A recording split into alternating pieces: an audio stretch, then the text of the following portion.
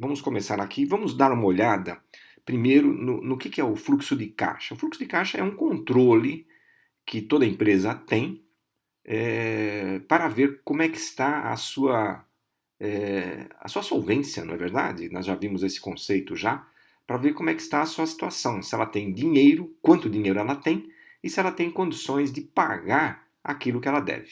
Então, um fluxo de caixa tem várias formas de se fazer, mas basicamente é isto. Nós temos as entradas, que são originadas pelas vendas à vista e vendas a prazo.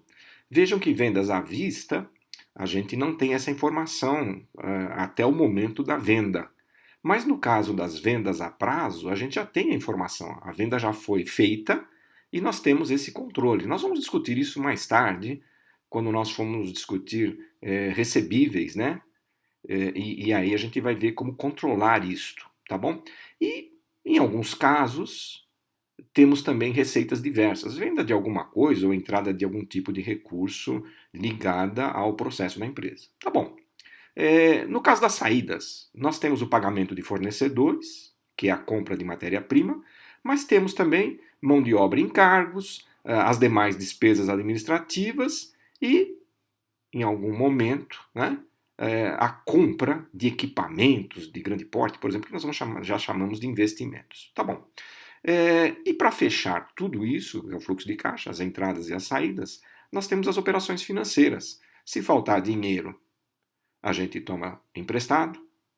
Se sobrar dinheiro, talvez a gente decida aplicar. E, obviamente, em função dos empréstimos ou das aplicações, nós poderemos ter despesas ou receitas financeiras. Com isso, nós temos o controle de caixa. Quando a gente for discutir agora o ciclo de caixa e os prazos médios, nós vamos nos ater aqui às vendas a prazo e à questão dos fornecedores, que é matéria-prima. Mas vejam que também, no caso da produção da empresa, uma coisa que eu tenho percebido que as empresas têm deixado de lado é o controle do prazo médio de estocagem. Então, quando a gente discute caixa, é comum na empresa se falar em prazo médio de recebimento menos prazo médio de pagamento. Então, se eu recebo em 60 dias e se eu pago em 30 dias, talvez eu tenha uma diferença aí negativa no caixa, né, de 30 dias. Ou até o contrário, como eu tenho visto, olha, eu estou muito bem de caixa porque eu recebo em 30 dias, mas eu pago em 90 dias. Então, eu tenho um capital de giro aí de 60 dias antes de pagar. Só que ele está esquecendo que esse dinheiro, esses 60 dias, talvez estejam morrendo na produção, no estoque. Como isso? É o que nós vamos ver a partir de agora. Tá bom? Vamos lá então.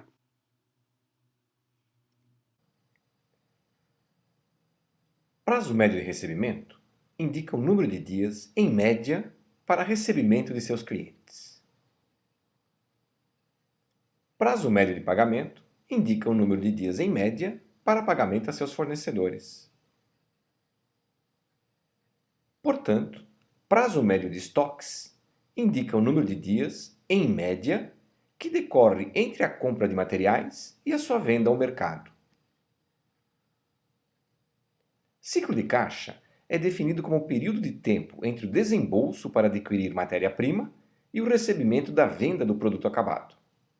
Consequentemente, giro de caixa é o número de vezes que isso ocorre por ano, ou seja, o número de vezes em que o caixa da empresa é revezado a cada ano. Vamos ver como isso funciona na prática. O que nós temos até agora? O prazo médio de pagamento, prazo médio de estoques e o prazo médio de recebimento. Vamos ver o que influencia cada um deles? No caso do prazo médio de pagamento, as compras a prazo. Obviamente, a negociação com os fornecedores, o tipo de fornecedor que nós temos, acaba influenciando o volume de compras a prazo também que nós temos. No prazo médio de recebimento, o contrário. As vendas a prazo é que influenciam esse número. Logicamente, as condições que damos para as vendas à vista podem diminuir o volume de vendas a prazo. E, ao final, o prazo médio dos estoques, onde temos a influência do tempo de setup, que é o tempo que se demora para regular os equipamentos na produção, e o ciclo de produção, quanto tempo se demora para produzir determinado item. O prazo médio de estoque também pode ser influenciado pelas compras e pelas vendas. Se a empresa comprar a mais para obter desconto no preço à vista, teremos estoques maiores. Se a empresa demorar mais para vender, teremos estoques maiores também, agora de produto acabado. A empresa precisa então definir qual é a sua política para as compras, para as vendas e para os estoques. E a combinação dos três itens é que vai gerar o ciclo de caixa da empresa.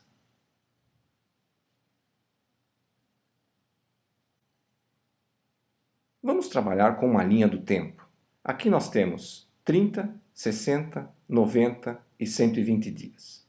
Uma empresa vai comprar o material que ela precisa para a sua produção. Vamos partir de um exemplo onde o prazo médio de pagamento é 75 dias. Esse material vem para a empresa e vai para estoque. Depois vai para a produção. Vamos supor que fique no estoque durante 45 dias, entre a produção e o produto acabado para as vendas. A partir de 45 dias, esse produto é vendido. E o prazo médio de recebimento, em torno de 60 dias. Então, o que nós temos aqui? Esse produto ficou no estoque durante 45 dias, entre produção e a espera para a venda. Depois de vendido, levou 60 dias para receber o valor, só que a empresa já havia comprado esse material e prometido pagar em um prazo de 75 dias. Conclusão: em 75 dias ela está pagando, mas está recebendo em 105 dias. Temos uma diferença aí de 30 dias. Esta diferença nós chamamos de ciclo de caixa, que é o tempo entre o pagamento e o recebimento da empresa. Se essa empresa tiver dinheiro no caixa, ela vai usar esse capital de giro que foi colocado pelo dono ou foi gerado pelo próprio ciclo de produção e venda da empresa.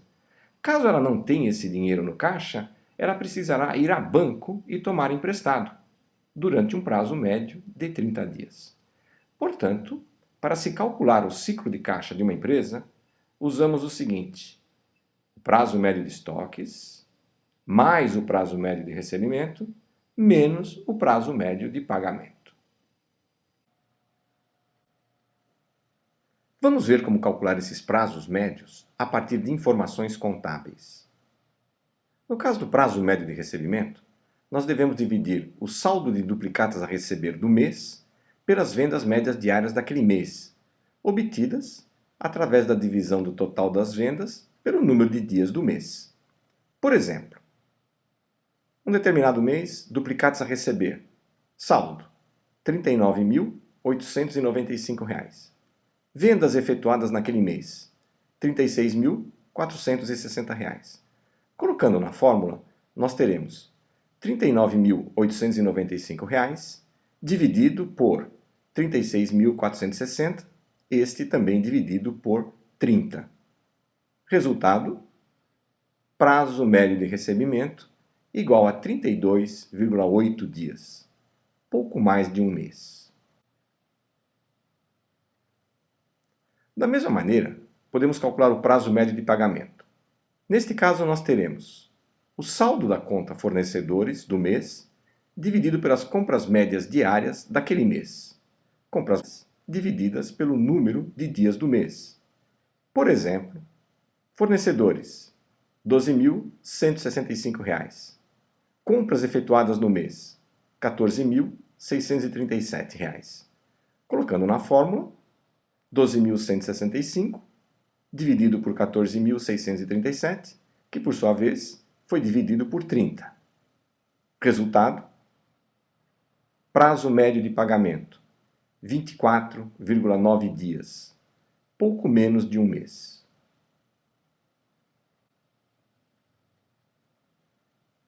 No caso dos estoques, nós informamos a dificuldade de se calcular da outra maneira. Por quê? No caso de duplicatas a receber, nós temos a data que será feito o recebimento. No caso duplicatas a pagar ou fornecedores, também nós temos a data. Mas no caso dos estoques, não temos antecipadamente a data onde será vendido aquele estoque. Portanto, muito mais fácil calcular pelas informações contábeis. Aí nós temos 30 dividido pelo giro dos estoques. 30 é o número de dias desse mês. Giro dos estoques, nós obtemos dividindo o custo de mercadoria vendida naquele mês pelo estoque médio.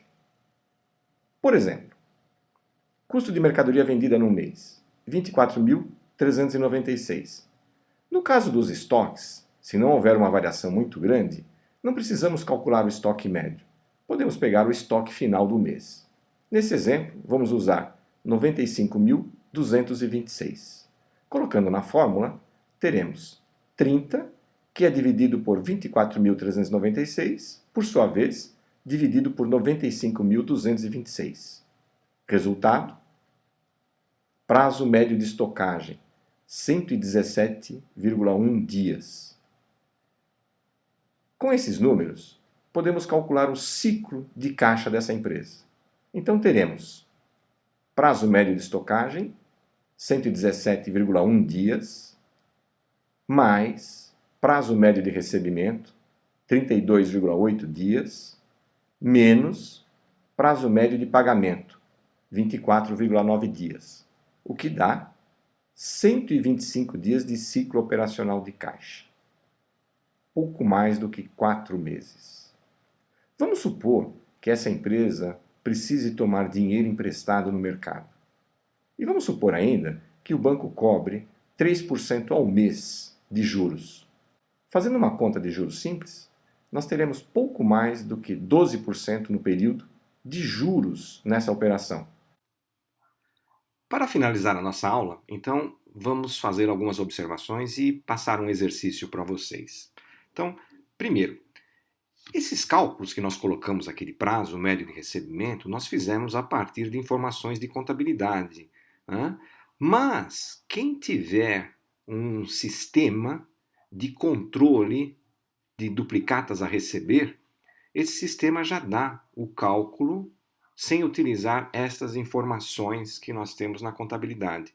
Da mesma maneira, quem tem um sistema de contas a pagar, né, na verdade, só com fornecedores, a gente pode calcular também, pelo sistema, esse prazo médio.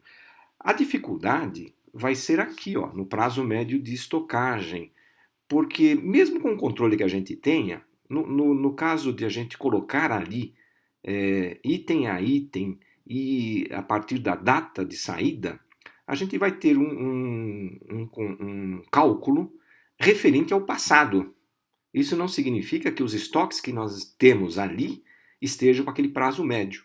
Então, nesse caso, eu aconselho, a menos que a gente tenha um processo de compras e de uso desses estoques que seja assim, que não tenha grandes alterações, grandes movimentações esporádicas. Aí sim a gente pode utilizar o cálculo desse sistema de controle de estoques.